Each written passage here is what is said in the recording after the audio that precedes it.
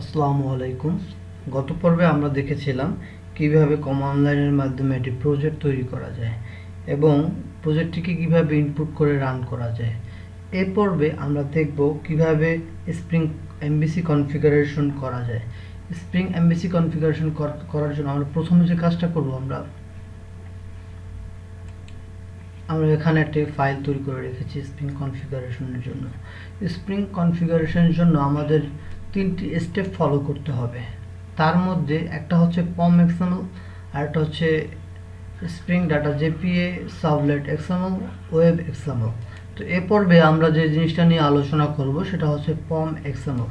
পম XML মানে হচ্ছে object project object model. তো এটা করার জন্য আমরা প্রথমে একটা কাজ করে আসি। আমাদের এখানে আমরা প্রজেক্টে চলে আসলাম এবং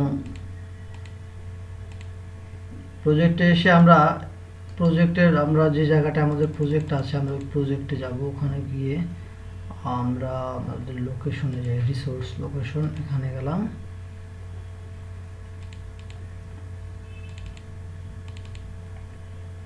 এখানে আমরা একটা ফোল্ডার তৈরি করে রাখি, জাভা। এই ফোল্ডারের ভিতরে আমাদের জাভা সংক্রান্ত যত রিসোর্স আছে সব রিসোর্সগুলো এই জাভা ফোল্ডারের ভিতরে থাকবে। দেন আমরা এটা কেটে দিই এবং এখানে আমরা একটু রিফ্রেশ দিয়ে দেখি আমাদের জাভা নামে একটা ফোল্ডার তৈরি হয়ে গেছে। এখন আমাদের যে কাজগুলো করতে হবে, আমাদের পম ফাইলে কাজ করতে হবে। এখানে এসে আমাদের যে কাজ সেটা হচ্ছে আমরা আমাদের যে ডকুমেন্ট ফাইল আছে এখানে দেখেন পম ফাইলের জন্য আমরা কিছু ডিপেন্ডেন্সি তৈরি করে রেখেছি। আমাদের স্প্রিং কাজ করার জন্য আমাদের যে চারটি ডিপেন্ডেন্সি প্রয়োজন তা হলো কোর, বিনস, কনটেক্সট এবং কনটেক্সট সাপোর্ট। এই চারটা ডিপেন্ডেন্সি স্প্রিং কনফিগ করার জন্য আমাদের প্রয়োজন হবে। এই চারটা ডিপেন্ডেন্সি আমি এখানে ডাউনলোড করে রেখেছি। তাহলে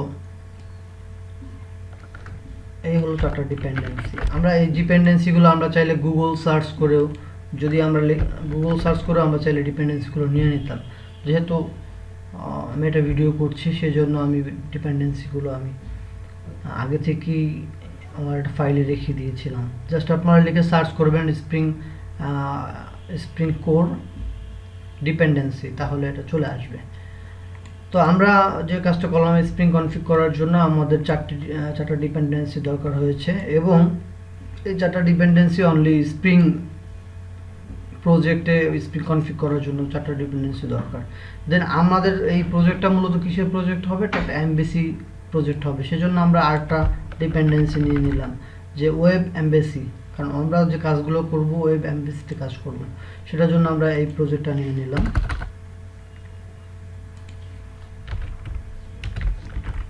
ওকে, দেন আমরা আবার একটু আমাদের ফাইলে যাই। এখানে গিয়ে আমাদের আরও কিছু ডিপেন্ডেন্সি রয়েছে, ডাটাবেস ডিপেন্ডেন্সি। ডাটাবেসের সাথে আমাদের এই প্রজেক্টের সম্পর্ক তৈরি করার জন্য আমাদের কিছু ডিপেন্ডেন্সি দরকার হবে, যেমন স্প্রিং ডাটা জেপিএ, হাইবারনেট কোর।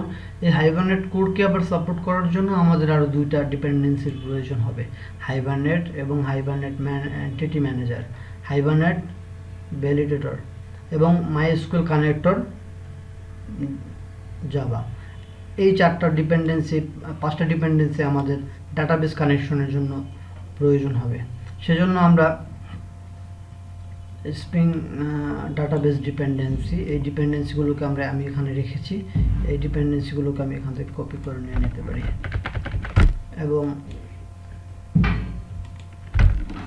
এখানে আমি পেস্ট করে দিলাম। ওকে, এবং আমাদের এখানে যে কাজগুলো করতে হবে, আমাদের এই ডিপেন্ডেন্সিগুলোকে আমরা একটা প্রপার্টিস নিয়ে নেব। যে প্রপার্টিসটা হচ্ছে আমাদের ম্যাবেন কম্পাইলার সোর্সের একটা ভার্সন। এখানে 1.8 ভার্সন আমরা এই প্রপার্টিস ইউজ করব। সেটার জন্য আমরা এখানে যে কাজগুলো করব, আমরা এই কোডটাকে নিয়ে আমরা এখানে এই প্রপার্টিস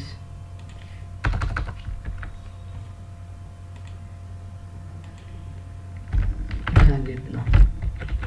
ওকে, এবং এখন আমরা যে কাজটা করব দেখেন, এখানে আমাদের আর্টিফ্যাক্ট আইডি আছে এবং গ্রুপ আইডি আছে।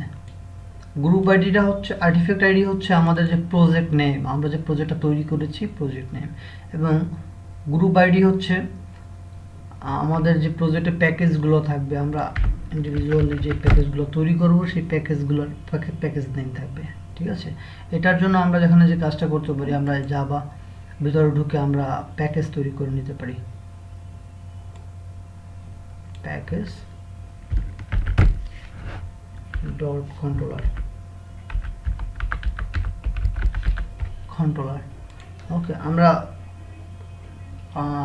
কন্ট্রোলার নামে একটা প্যাকেজ তৈরি করে নিলাম।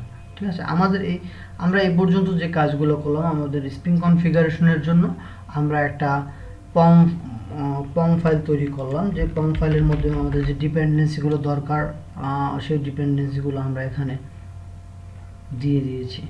এই পর্বে আমরা এখানে আমাদের পম এক্সএমএল এর কাজ শেষ। এরপরে আমরা দেখব দ্বিতীয় step, spring data JP sublet XML কিভাবে কাজটি করতে হয়।